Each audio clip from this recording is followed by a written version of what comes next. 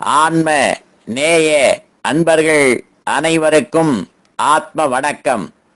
வேலூர் சித்த வித்தை தவ மையத்தின் சார்பில் நம்முடைய ஞானபிதா ஜெகத்சோதி சுவாமி சிவானந்த பரமஹம்சர் அவர்கள் உலக மக்கள் நலன் கருதி உருவாக்கிய சித்த வேத தத்துவத்தை உங்களின் செவிகளுக்கும் சிந்தனைக்கும் பயன் தரும் வகையில் தினம் தினம் வழங்கப்படுகிறது.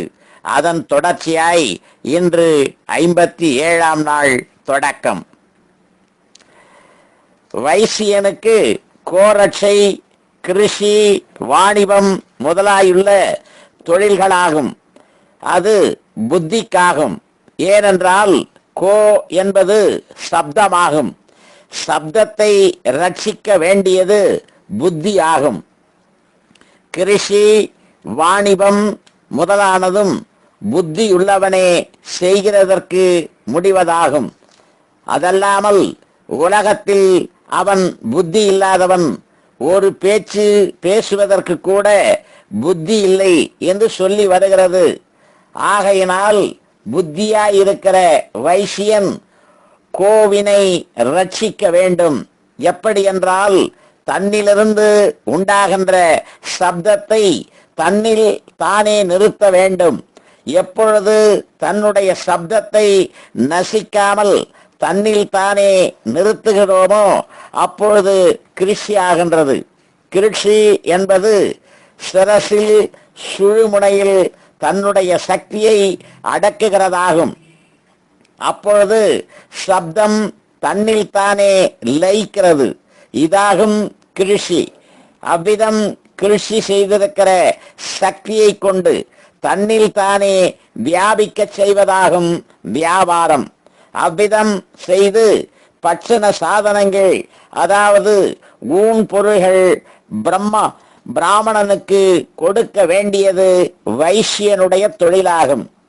பட்சண பதார்த்தங்கள், அதாவது உணவுப் பொருள்கள் கிடைக்காவிடில் பிராமணன் நசித்து போகிறது.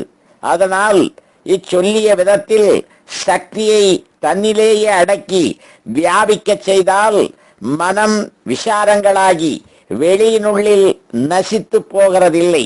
அப்பொழுது பிராமணனாயிருக்கிற மனதுக்கு நாசமில்லாமல் தன்னில் தானே லயிக்கிறது. இதாகும் வைசியனாயிருக்கின்ற புத்தியினுடைய தொழில். சூத்திரன் என்று சொல்லுகிறது நான் என்கிற அகங்காரமாகும். நான் என்கிற அகங்காரத்திற்காகும் அநேக ஜாதிகள் உள்ளது. ஜாதிகள் என்று சொல்லுகிறது பல விசாரங்களாகும். அதாவது நான் ஸ்தானி, மாணி, பண்டிதன், மற்றவன் சண்டாளன், மூடன் என்றிப்படி பல வகைப்பட்ட விசாரம் முதலானவைகளாகும். சண்டாளன் என்று சொல்லுகிறது திருடுவது, பொய் சொல்லுவது, சதி செய்வது, கொலை செய்வது, விபச்சரிப்பது முதலான துர்விருத்திகள், அதாவது கெட்ட தொழில்கள் செய்கின்றவரும் செய்ய வேண்டும் என்கிற விசாரத்தோடு உள்ளவருமாகும். இந்த ஜாதிகளையாகும் மிகவும் தூர நிறுத்துவதற்கு சொல்லி இருக்கிறது. இதற்காகவும் சூத்திரரை தீண்டக்கூடாது என்றும் சூத்திரரில் அநேக ஜாதிகள் உண்டென்றும் சொல்லுகிறது. ஆனால் சூத்திரனாயிருக்கிற அகங்காரத்தினால் உண்டாக்கப்பட்ட மேற் சொன்ன எல்லா விசாரங்களையும் தொழில்களையும் விட்டு பிராமணனாயிருக்கிற மனதனுடைய பாத சேவையாகும் செய்ய வேண்டியது. பாதம் என்பது ஸ்தானமாகும்.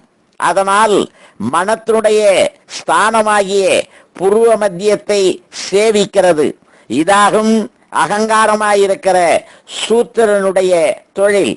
இதல்லாமல் நான் பிராமணனாகும். வேத சாஸ்திர புராணாதிகளெல்லாம் எனக்கு மாத்திரமே படிக்க கூடும், மற்றவர் யாரும் படிக்க கூடாது. மற்றவன் சூத்திரனாகும், சண்டாளனாகும், அசுத்தனாகும், அவனை தூர நிறுத்த வேண்டும் என்று இப்படி அபிமானித்துக் கொண்டு மேல் சொன்ன அகங்காரத்தினுடைய சேஷ்டைகளான களவு, கொலை, விபச்சாரம் முதலிய சண்டாள தொழில்களை செய்கிறவர் யாரோ அவர் சண்டாளராவார், பிராமணர் அல்ல. பிராமணர் என்பவர் தன்னிலிருந்து சலித்து வெளிக்குள்ளில் வியாபித்திருக்கிற மனதை தானாய் நித்தியமாயிருக்கிற தன்னில் தானே லயிக்க செய்து தன்மயமாகின்றவராகும் பிராமணர். சத்திரியர் என்பவர் நான் சத்திரியனாகும், துஷ்டர்களை நிகிரிக்க வேண்டும் என்று கருதி துப்பாக்கியினாலும் வாளினாலும் மற்ற பல விதங்களினாலும் ஒவ்வொருவரையும் கொலை செய்பவர் சத்திரியர் அல்ல.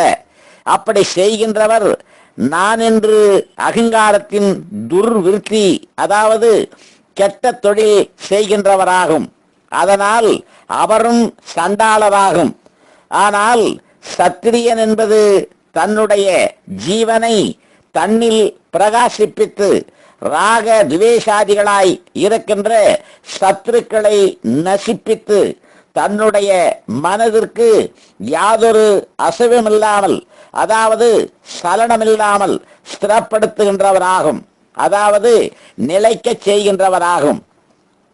வைசியர் என்பவர் கோரட்சை, கிருஷி, வாணிபம் என்று நினைத்து பசு, எருமை இவைகளுடைய கழுத்தில் கயிற்றினால் முடிச்சிட்டு கட்டி கஷ்டப்படுத்து அவை பிரசவித்து உண்டாகின்ற கன்றுகளை வேறுபடுத்தி கட்டியும் அந்த கன்றுகள் கொடுக்க வேண்டியதான பாலை கறந்தெடுத்தும் விற்கிறதும், பசுவினால் உண்டான காளைகளையும் எருமையிலிருந்து உண்டான போத்து, அதாவது கிடாக்களையும் எருமைகளையும் மற்றும் பிடித்து கழுத்தில் நுகம் வைத்து பாரமாயுள்ள கலப்பையை கட்டி இழுக்க செய்வதும் வியாபாரம் என்று கருதி பல சரக்குகளை சேகரித்து எடையிலும் அளவிலும் விலையிலும் மோசம் செய்தும் அதிக லாபம் எடுத்து வியாபாரம் செய்வது, இதை செய்கின்றவர் வைசியர் அல்ல. இவ்விதம் செய்கின்றவர் நான் என்கிற அகங்காரத்தின் துர்விருத்தியால் செய்கின்றவராகும். அவரும் சண்டாளரே ஆவர். ஆனால் வைசியர் என்பது பேச்சாயிருக்கிற சப்தத்தை தன்னில் அடக்கி கிருஷி செய்து முன் சொன்ன விதத்தில் செய்கிறவராகும். சூத்திரர் என்பவர் பிராமணர் என்றும் மற்றும் அபிமானித்து வருபவருக்கு அடிமை தொழில்களை செய்து பாத சேவை செய்தும் பல ஜீவ இம்சைகளையும் மதுபானம் முதலான கெட்ட தொழில்களும் செய்து நடக்கின்றவர் சூத்திரர் அல்ல. அவரும் அகங்கார விருத்தியால் செய்கின்றவராகும். அதனால் அவ்விதம் நடக்கின்றவரும் சண்டாளராகும். ஆனால் சூத்திரன் என்பது தனது மனதனுடைய உற்பத்தி ஸ்தானமாகிய புருவ மத்தியத்தை ஆசிரியித்து, அதாவது சேவை செய்து அவ்விடத்திற்கு தன்னுடைய ஜீவனை கொண்டு போய் சேர்ப்பதற்கு வேண்டி யத்தனம் செய்கிறவராகும் சூத்திரர். இதற்காகும் பிராமண பாத சேவை. ஆகையினால் மேல் சொன்ன 4 வருணங்களும் ஒன்றிலேயே உற்பத்தியாகி ஒன்றிலேயே அடங்குவதானது கொண்டு ஜாதி என்பது இல்லவே இல்லை என்று நன்கு புலப்படுகின்றது. அதுகொண்டு 4 ஜாதிகள் கிடையாது. இவ்வித ஜாதிகளெல்லாம் அவனவன் உண்டாக்கி அவனவன் உள்ளதான குணமாயிருக்கின்ற ஜீவன் கர்மமாகி வாயுவாகி வெளியினுள்ளில் வியாபித்த பொழுது அதிலிருந்து 4 வருடங்களாகி உண்டாவதும் அது தன்னில் தானே சிருஷ்டிக்கவும் செய்ததாகும். அதாவது மனம், சித்தம், புத்தி, அகங்காரம் இவைகளாகும். இவைகளில் இருந்தாகும் எல்லா நிலைமைகளும் உண்டாயின. இதல்லாமல் பிராமணன் என்றோ சத்திரியன் என்றோ வைசியன் என்றோ சூத்திரன் என்றோ ஒரு சிருஷ்டியும் உண்டாயிருக்கவில்லை. இவ்விதம் எல்லா சிருஷ்டிகளும் தன்னுடைய சக்தி வெளியினுள்ளில் வியாபித்த பொழுது அதிலிருந்து உண்டாகி தன்னை தான் அறியாமல் அந்தகாரத்தில் பட்டு போனதாகும்.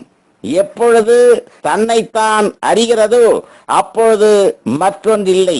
தன்னைத்தான் அறிய வேண்டுமென்றால் மற்றுள்ள தன்னுடைய பிராந்தை, அதாவது பைத்திய செய்கைகளை விட்டு தன்னுடைய சக்தி தன்னில் தானே லயிக்க வேண்டும். அப்பொழுது தன்னை தான் அறியலாம். அச்சந்தர்ப்பத்தில் தானாய் தன்மயமாய் தீருகிறோம். அதற்கே கைவல்யம் என்று பெயர். 18ஆம் அத்தியாயம் முற்றிற்று. நன்று. நாளைக்கு தொடர்வோமா? ஆத்ம வணக்கம்.